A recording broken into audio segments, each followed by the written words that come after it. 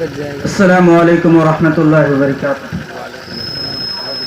دیکھیے، عورتوں کے لیے ہے سلام کا جواب دھیرے دھیرے، لیکن مردوں کے لیے بلند آواز سے ہے۔ پھر آپ کیوں نہیں کہتے وعلیکم السلام؟ السلام علیکم ورحمۃ اللہ وبرکاتہ۔ وعلیکم السلام ورحمۃ اللہ وبرکاتہ۔ الحمدللہ رب العالمین والصلاة والسلام علی رسول الکریم، اما بعد، فاعوذ باللہ من الشیطان الرجیم، بسم اللہ الرحمن الرحیم، اقرأ باسم ربک الذی خلق، خلق الانسان من علق، اقرأ وربک الاکرم الذی علم بالقلم، علم الانسان ما لم یعلم۔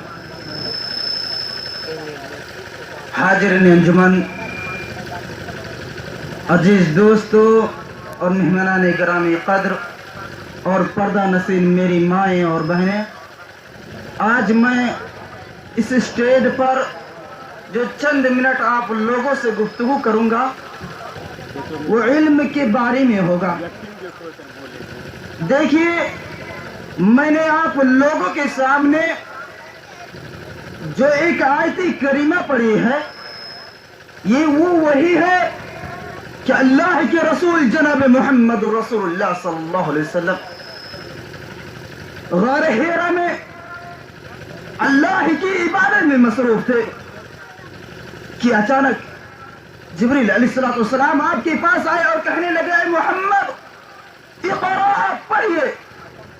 تو آپ نے پڑھے تو آپ نے فرمایا، میں انا بیکاری، میں تو پڑھا ہوا نہیں ہوں، پھر میں کیسے پڑھوں؟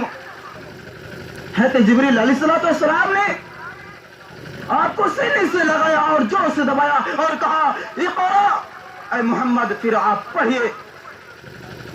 تو اللہ کے رسول جناب محمد رسول اللہ صلی اللہ علیہ وسلم نے اسی طرح جواب دیا جس طرح پہلی مرتبہ جواب دیا تھا، یعنی ما انا بقاری، میں پڑھا ہوا نہیں ہوں۔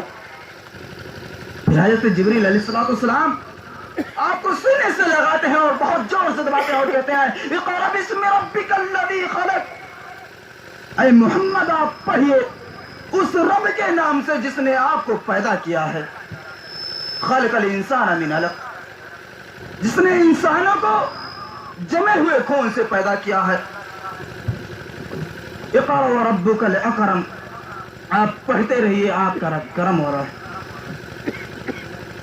الذی علم بالقلم، جس نے انسانوں کو قلم کے ذریعے علم سکھلایا۔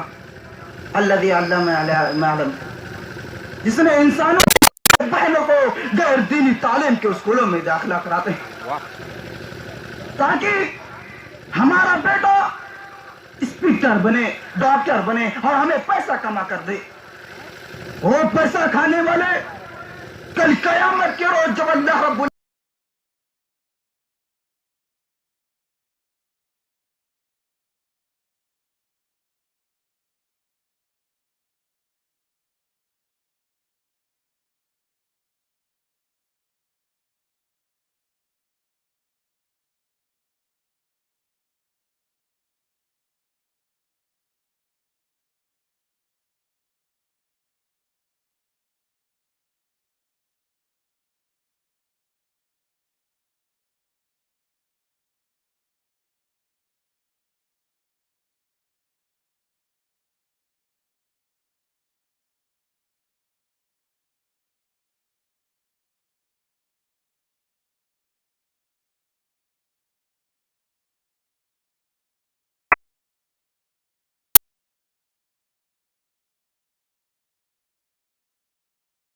رب العالمین، میں کہاں سے نماز پڑھتا، کہاں سے علم حاصل کر سکتا، اللہ میں کہاں سے قرآن پڑھ سکتا جب میرے گھر والے، میرے ماں باپ، میرے بھائی بہن مجھے غیر دینی تعلیم کے اسکولوں میں داخلہ کرا دی۔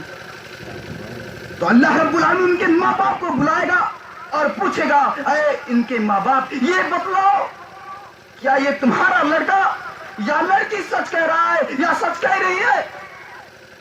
اگر ہم اور آپ جھوٹ بولیں گے تو اللہ رب العالمین ہمارے منہ پر مہر لگا دے گا, ہمارے منہ کو سی دے گا.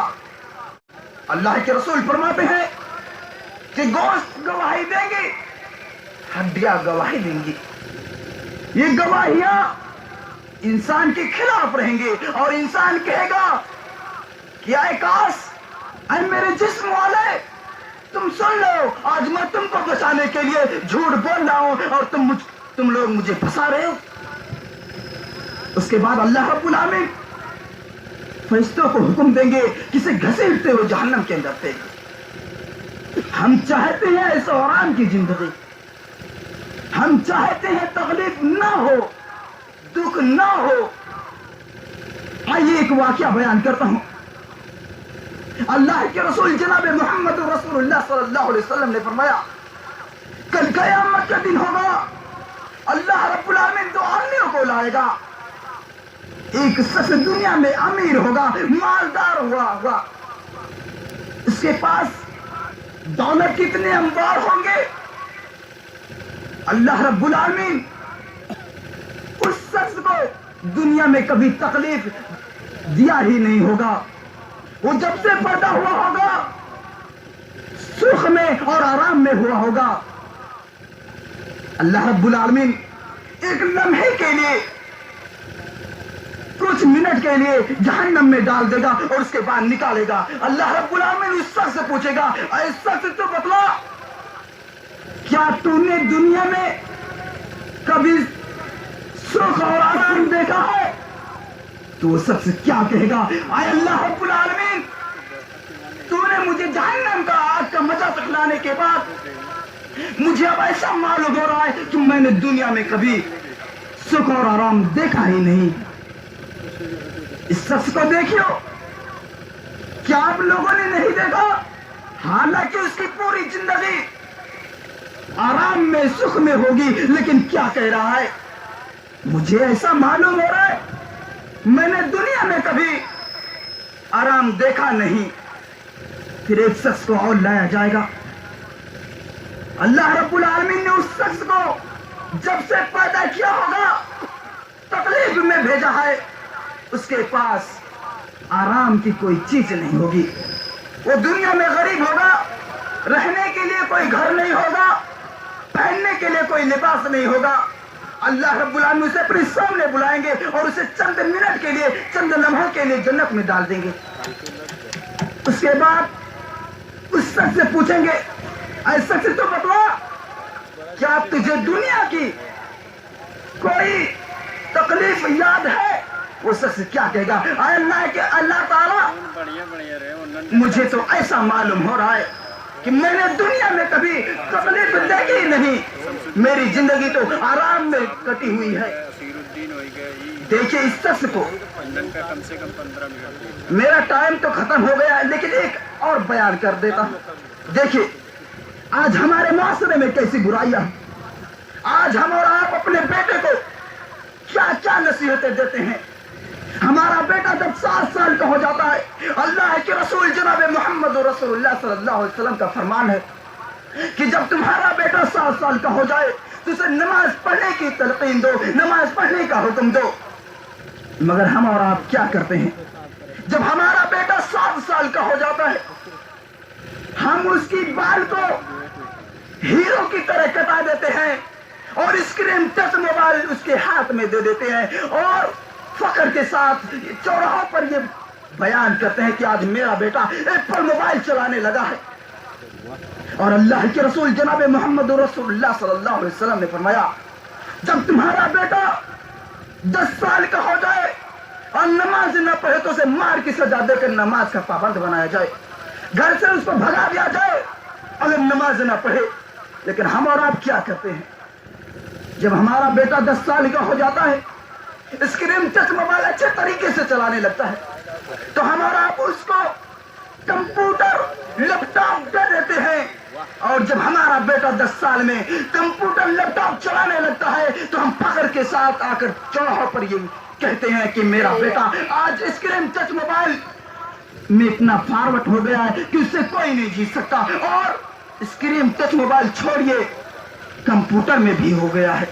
یہ فخر کے ساتھ بیان کرتے ہیں. جبکہ اللہ کے رسول جناب محمد رسول اللہ صلی اللہ علیہ وسلم کی وہ حدیث بول جاتے ہیں، ترک کر دیتے ہیں. میرے پاس تو ٹائم نہیں ہے، ورنہ میں دو چار واقعہ اور بیان کر دیتا. اب آخر میں اللہ رب العالمین سے دعا ہے کہ اللہ رب العالمین ہم تمام مسلمانوں کو، اپنے بچوں کو تعلیم دلوانے کی توفیق عطا فرمائے. اور اللہ رب العالمین سے دعا ہے کہ اللہ رب العالمین ہمیں یہ سلمان خان سے رخان ہیرو کی کمینوں کی رشتے پر نہ چلائے، بلکہ جناب محمد رسول اللہ صلی اللہ علیہ وسلم کے راستوں پر چلائے، اس ہیرو پر چلائے. وما علینا الا البلاغ. السلام علیکم.